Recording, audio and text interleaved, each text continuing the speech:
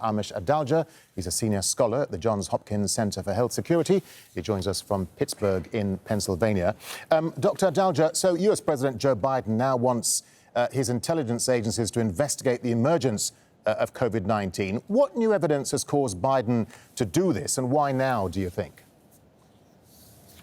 What I think is happening is we're starting to see a lot of converging streams of evidence that there hasn't been transparency from the Chinese government, that we're hearing about people who work at the Wuhan Institute of Virology becoming sick with an illness.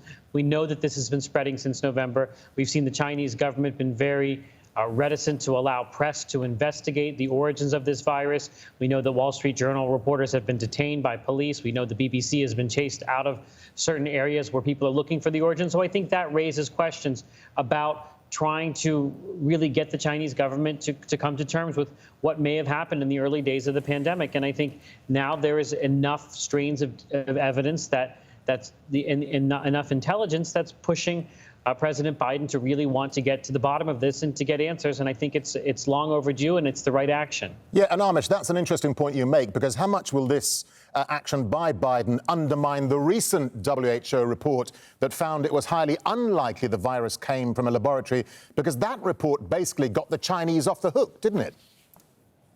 So that report is something that most people have discounted because we know it was a biased report. We know that this wasn't something that was really aimed at actually getting to the truth, that this was a team that was highly managed by the Chinese government, and it's not an independent report. It's not something that actually gives you definitive answers. So I do think it is important to revise what the WHO said, because that report is not definitive.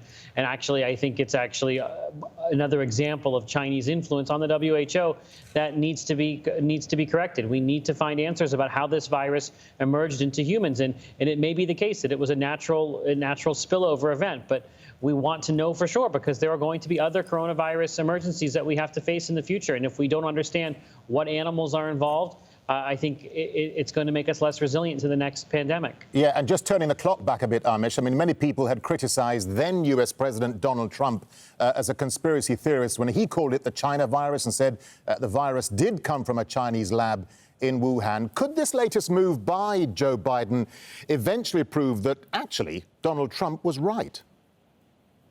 I think that the fact that President Trump was engaging in conspiratorial thinking and was talking about an engineered virus and biological weapons, that part of it, I think, needs to be separated from the fact that this might have been an accidental lab leak. And I do think that this has never been a theory that has been dismissed out of hand. It's always been something that's kind of had an undercurrent going forward, trying to understand this. And I think now, as we've got multiple lines of converging evidence, it's becoming more and more clear that we have to actually rule this out or try to find some answers.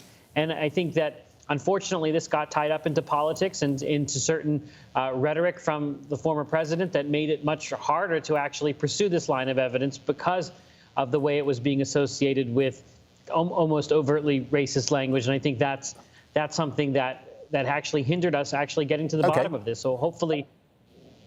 Yeah, Amish, just a final thought to you before you go. I mean, China remains extremely sensitive when it comes to the origins of COVID-19. And many people believe that Beijing cleaned up the evidence trail, as you suggested, long before the WHO inspectors got there anyway. So apart from increasing tensions with China, what is this latest investigation likely to prove, do you think?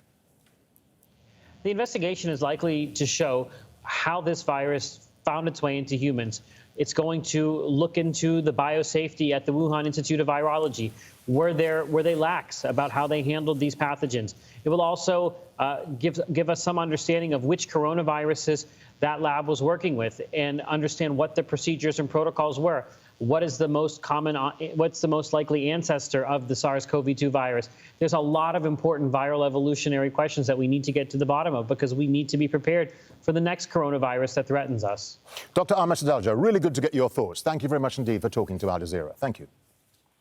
Thank you.